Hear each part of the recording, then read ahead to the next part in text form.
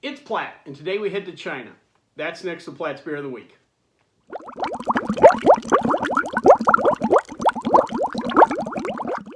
So today, the particular beer we have today is Singtao.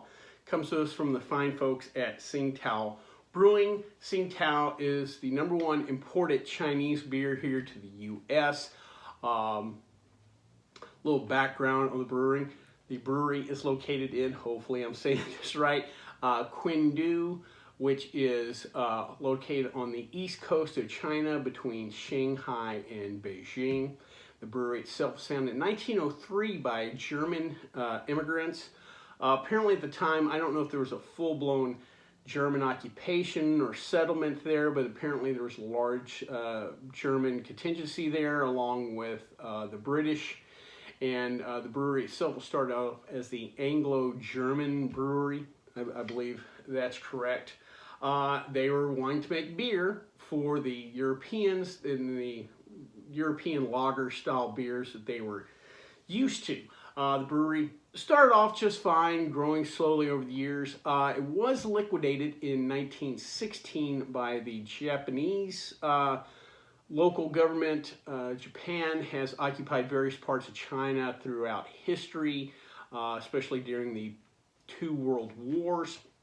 And apparently the Japanese regional government there in Chengdu had liquidated the brewery and sold it to a company called Dao Nippon, which several iterations down the line would eventually become what we know of today as Sapporo Brewing. But this is way before that. After getting through both world wars, the brewery itself was eventually given back to Chinese hands, first a private family. And then in 1949, after the Chinese Civil War and Chairman Mao came to power, the brewery was then nationalized. The brewery itself started exporting beer first to Europe in the 50s and then here in the U.S. in 1972. Who's to say if Richard Nixon had anything to do with that? But what ended up happening with the brewery, again, was ran by the communist government for about a 45-year window. What they realized in the 70s and 80s was there just wasn't enough domestic demand. The economy of China was not doing well at the time, and so if they wanted growth of the brewery, they had to export it. And that became the focus of Singtao. Today, the beer, the company is distributed over 100 countries worldwide. Again, they're the #1 export here to the U.S. as far as Chinese beers go.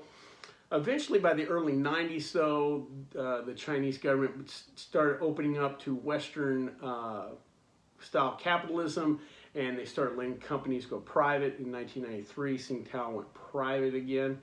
Not without a little help from Anheuser-Busch, who came in and brought some capital and, more importantly, much needed knowledge, support for the brewery.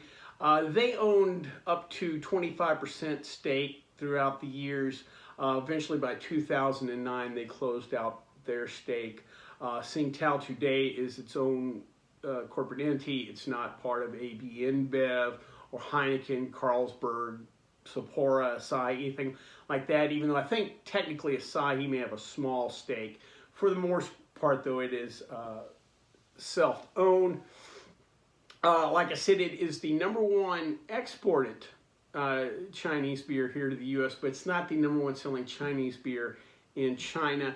That goes to a brand called Snow that's actually the #1 selling brand in the world. They sell twice as much as Budweiser, the Budweiser brand, which for a long time was the world's leading brand as far as sales goes. They have 1.3 billion people in China. If you kind of focus on your home market, then, you know, it kind of works. The domestic market has grown enough now where they can do it, but Singtao is the export leader there in China. Real quick, let's talk about some of their other beers. They have a nice little line of beers. First is Pure Draft, 4.3% ABV. It is a unpasteurized beer. Most draft beer here in the U.S. is unpasteurized. A perfect example of that is Miller Genuine Draft. You know, they say never heat pasteurized. That is pure draft for Singtal. Next is a kind of change of pace from the typical European style lager they produce. Singtal Stout, also known as Singtel Dark. You might see both labels. 4.8% ABV. Again, just kind of something a little different. They do have a decent variety of beers. It's not just green bottled lagers. Speaking of not just green bottle lagers, next is Singtal Ipa, 6.2% ABV. That does answer the question, do communists like IPAs? And the answer is yes. Again, being a big international brand, just the popularity of IPAs in general, totally understandable, especially because I can imagine in the big Chinese cities, there's enough international travelers wherever that an IPA makes sense. And finally, Singtal 1903. It is a 5% ABV bold lager, kind of an homage to their founding in the year 1903, creating a European style lager. So obviously makes a little sense there. Well, before we try this particular beer though, let's check out the stats.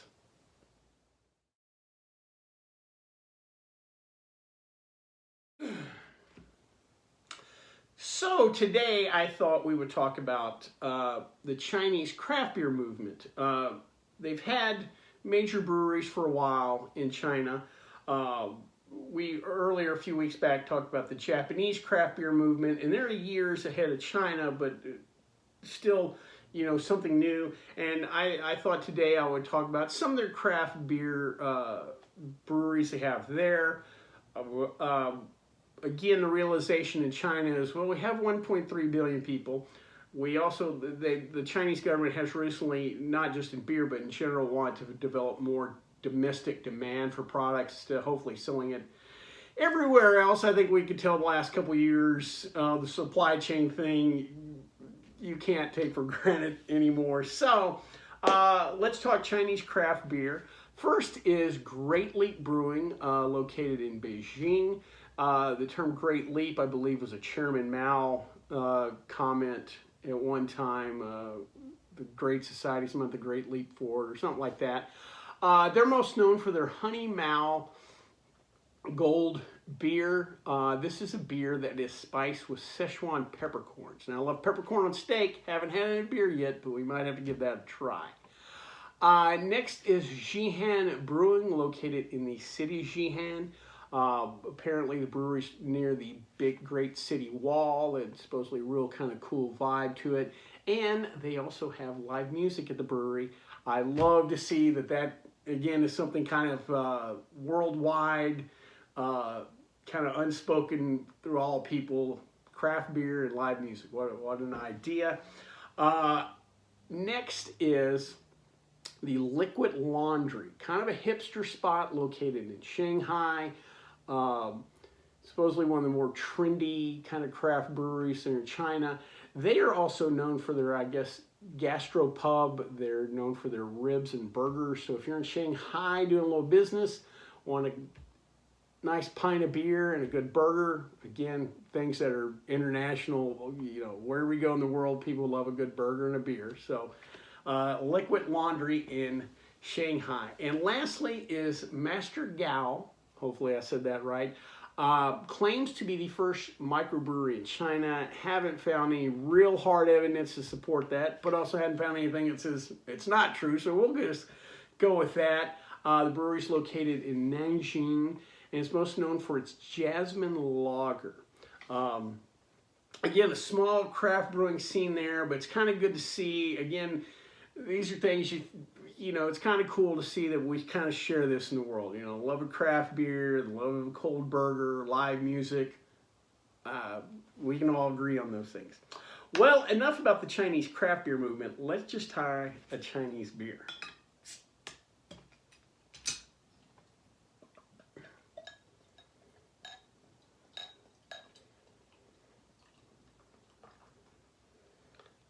All right, now I have not even put my nose to the beer yet, however, but I can already get that kind of green beer funk, classic European funk on the nose. Oh yeah, it's just right there. This is very classic European green lager kind of thing. Plenty of bubbles, small white head. Let's give her a try. Well, that's nice. Little sweetness up front. Not much hops on the finish.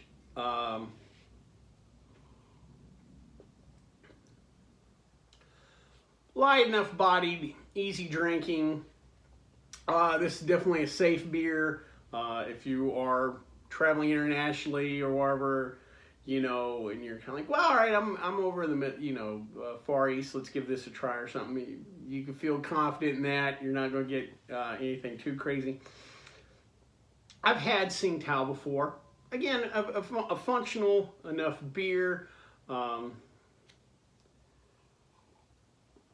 Slight Euro funk to it, but nothing to deter you. Again, kind of interested to see. I hope to keep my eye out for their stout and the IPA, though. Well, I hope you liked this video. If you did, please subscribe down below. Also, please like the video because it lets YouTube know we're putting out good content. If you have any questions, comments, concerns, or beers that you'd like me to try, please leave them in the comment section, or you can always contact me on the Twitter page. Until next time, bottoms up.